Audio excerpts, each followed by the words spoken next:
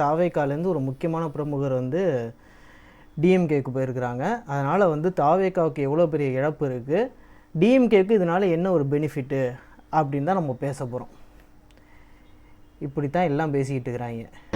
இன்றைய தினம் திராவிட முன்னேற்ற கழகத்தில் இணைஞ்சிருக்கேன். மாண்புமிகு மேற்கு மண்டல தளபதி திரு செந்தில் பாலாஜி அண்ணா தலைமையில் இணைஞ்சிருக்கேன். அரசியல் பண்ணாங்க, இன்ஸ்டாகிராமில் அரசியல் பண்ணாங்க, ஃபேஸ்புக்கில் அரசியல் பண்ணாங்க, ட்விட்டரில் பண்ணாங்க, களத்தில் அரசியல் பண்ணலை. வைஷ்ணவின்றது யார்? அவங்க என்ன மாவட்ட செயலாளரா இல்லை வேறு எதுவும் முக்கிய பொறுப்பில் உள்ளவங்களா? இல்லை ஈவன் அப்படி இருந்துகிட்டே கூட போகட்டுமே. அப்படி இருந்தாலுமே அவங்க போனால் என்ன இப்போ? அதனால் வந்து இது வந்து 2026 தேர்தலில் விஜய்க்கு வந்து எதுவும் பெரிய பேக்ட்ராப் இருக்க போதா, அஃபெக்ட் பண்ண போதா? அந்த மாதிரிலாம் எதுவுமே கிடையாது. சரியா? ஏதோ ஒரு இந்த கரூர்லேயோ திருப்பூர்லேயோ கவுண்டம்பாளையன்ற ஊர்னு நினைக்கிறேன், எனக்கு சரியாக தெரில. அந்த ஊரில் இருக்கிறவங்க வந்து இந்த மாதிரி வந்து போயிட்டேன் அப்படின்னு சொல்லிட்டு சொல்கிறாங்க. அது வந்து ஒரே நியூஸ் 18 தான் நினைக்கிறேன் ஒரே ஒரு வாட்டி வந்து எடுத்து ஃபஸ்ட்டு வந்து போட்டுச்சு இந்த மாதிரி விஷயம் அப்படின்ட்டு. என் பேர் வைஷ்ணவி. நான் கோவை மாவட்டம் தாவேக்கா உறுப்பினராக இருந்தேன். கடந்த ஒரு 3 மாத காலமாகவே ஒரு பயங்கரமான டாமினேஷன், ஒரு செல்ஃப் ரெஸ்பெக்ட், டிக்னிட்டியை இழந்து தான் நீங்கள் வந்துட்டு மக்கள் பணி செய்யணும் அப்படிங்கிற ஒரு சிச்சுவேஷன் தான் எனக்கு ப்ரிவைல் ஆகிட்டு இருந்தது. இப்போ இது மற்ற கட்சியிலேருந்து கொடுத்த ஒரு அழுத்தமா அப்படின்னு கேட்டிங்கன்னா இல்லை, இது ஏன் தாவேக்காலேருந்து எனக்கு கொடுத்த அழுத்தம் தான். அது நியூஸ் 18 தான் வந்து இந்த விஷயத்தை போட்டுச்சுன்னு நினைக்கிறேன். அவங்க ஒரு பைட் எடுத்து போட்டாங்க. உடனே வந்து தாவேக்காலேருந்து அந்த மார்ச் 8ஆம் தேதி நடந்த ஈவெண்ட்டோடைய கிளிப் எடுத்து இவங்க போட, இப்படியே மாற்றி மாற்றி போட்டுக்கிட்டு இருந்தால் அவங்களும் மாற்றி மாற்றி பேசிக்கிட்டு இருக்கும்போது முக்கியமாக வந்து என்ன ஆச்சுன்னா, அவங்க இந்த வைஷ்ணவுடைய அம்மா வந்து ஆல்ரெடி டிஎம்கேல தான் இருக்கிறாங்க. டிஎம்கேலேருந்து அப்புறம் விலகுறேன் அப்படின்னு சொல்லி மறுபடியும் பதவியோடு திருப்பி சேர்ந்ததாக ஒரு நியூஸ் அதுவும் வந்துச்சு. அதையும் வந்து இவங்க தான் வந்து பதிவு பண்ணியிருக்கிறாங்க, வைஷ்ணவி தான். ஸோ நெக்ஸ்ட் என்ன ஆச்சுன்னா, ஆப்வியஸாக வந்து கரூர் சைடுன்றதுனால அண்ணன் செந்தில் பாலாஜி அண்ணா வந்து அவங்க தலைமையில் வந்து டிஎம்கேல பதவி ஏற்றுக்கிட்டாங்க. ஒரு 2-3 நாளைக்கு முன்னாடி கட்சியில் சேர்ந்துருக்கிறாங்க, ஒரு கூட்டத்தோடு சேர்ந்துருக்குறாங்க. அந்த கூட்டம் என்னன்றதையும் நீங்கள் பார்க்கலாம். இப்போ இதில் என்னென்னா, இந்த அக்கா வந்து சேர்ந்தா என்ன, சேராட்டி என்ன, இதனால் இழப்போ கெயினோ என்ன இருக்குது? எதுக்கு நீங்கள் போட்டு சும்மா சோஷியல் மீடியாவில் உட்காந்து சண்டை வேணால் போட்டுக்கிட்டு இருக்கலாம். கொஞ்ச நாளைக்கு முன்னாடி வந்து பத்மபிரியான்றவங்க வந்து மக்கள் நீதி மையத்தில் வந்து அவங்களும் வந்து சேம் இன்ஸ்டாகிராம் ஃபேம் தான் அவங்க வந்து மக்கள் நீதி மையத்துலேருந்து டிஎம்கேல போய் ஜாயின் பண்ணி அது ஒரு பெரிய இதாக பேசினாங்க. அப்புறம் பார்த்தா நம்ம அண்ணன் கமலும் வந்து போய் சேர்ந்துட்டாப்புல அங்கேயே. ஸோ இது ஒரு பெரிய விஷயமாக வந்து இவங்க பேசுகிற அளவுக்கு வந்து, ஏன்னா எங்கே திருப்பினாலும் வைஷ்ணவி வைஷ்ணவி வைஷ்ணவின்னு வந்து போட்டு இது பண்ணிகிட்டே கிடக்குறாங்க. அதனால தான் வந்து இப்போ நம்ம இதை பற்றி பேசுகிறோம்.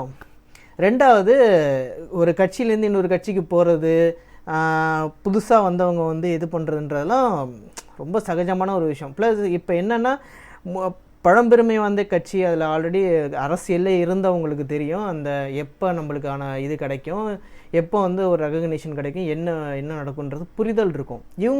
இவங்கெல்லாம் பார்த்திங்கன்னா எனக்கு தெரிஞ்சு இந்த வைஷ்ணவியெல்லாம் வந்து அவங்க அம்மா கட்சியில் இருக்கிறாங்க. சரி, ஓகே, நம்ம இன்ஸ்டாவில் ஃபேமஸாக இருக்கிறோம், நம்ம ஒரு கட்சியில் சேர்ந்தால் புதுசாக வந்து தாவேக்கான கட்சி வருது, அதனால் அதில் போய் ஜாயின் பண்ணால் நம்மளுக்கு ஒரு ஃபேம் கிடைக்கும் அப்படின்னு சொல்லிட்டு உள்ளே போயிருப்பாங்க.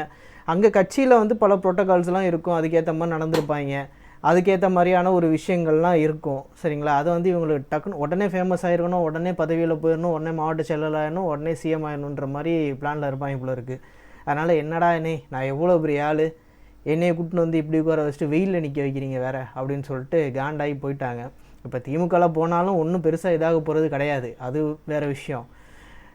அதனால் வந்து நம்ம அண்ணன் சவுக்கு அண்ணன் கூட ஒரு 2 நாளைக்கு முன்னாடி இந்த பைக்கை இது பண்ண கேஸில் வந்து ஒரு இன்டர்வியூ வச்சுருப்பாங்க. அதில் கூட இந்த விஷயங்களை பற்றி பேசியிருப்பாங்க. அது செந்தில் பாலாஜி முன்னிலையில் இந்த வைஷ்ணவி போய் ஜாயின் பண்ணி, புஷி ஆனந்த் போய் திமுகவில் ஜாயின் பண்ணால் எப்படி திமுகவில் அது ஒரு பிரமாதமான ஒரு நிகழ்வாக கொண்டாடுவார்கள். அது மாதிரி மீடியா பூரா வந்து வந்ததே நியூஸ் இப்படி தான்ப்பா வந்துச்சு, இன்ஸ்டா பிரபலம் வைஷ்ணவி இங்கே ஜாயின் பண்ணிட்டாரு அப்படின்ட்டு. எனக்கு உள்ளபடியே திராவிட முன்னேற்ற கழகத்தை நினைத்தால் உள்ளபடியே சொல்கிறேன், எனக்கு வந்து என்ன இவ்வளோ பரிதாபமாக போயிட்டாங்கன்ற எண்ணம் தான் எனக்கு வந்துச்சு. இல்லை, என்ன ட்ரை பண்ணுறாங்க சார் அவங்க? இல்லை, எவ்வளோ பெரிய தலைவர்கள் இருந்த கட்சி தெரியுமா அது? எவ்வளோ பெரிய தலைவர்கள், நாவலர், நாஞ்சிலார், மதியழகன், என்வி நடராஜன், எவ்வளோ பெரிய தலைவர்கள் இருந்த கட்சி. வைகோ, இது முளைச்சி 3 இலை விடல சின்ன பொண்ணு, அதுவும் அது கூட 5th ஸ்டாண்டர்ட் 6th ஸ்டாண்டர்ட் படிக்கிற பசங்களெல்லாம் பின்னாடி நிற்க வச்சு என்னோட ஆதரவாளர்கள் வேறு அந்த பொண்ணு சொல்லிக்கிட்டு பேட்டி கொடுத்துருந்துச்சுன்னு நினைக்கிறேன். அப்படி தானேப்பா தவுளுன்னு பசங்களாம் நின்றுருந்தாங்க பின்னாடி. இதை ஒரு செந்தில் பாலாஜி மாதிரி all set and done Senthil Balaji திராவிட முன்னேற்ற கழகத்தின் முக்கியமான தூண்களில் ஒருவராக இருப்பவர், அதை யாரும் மறுக்க முடியாது.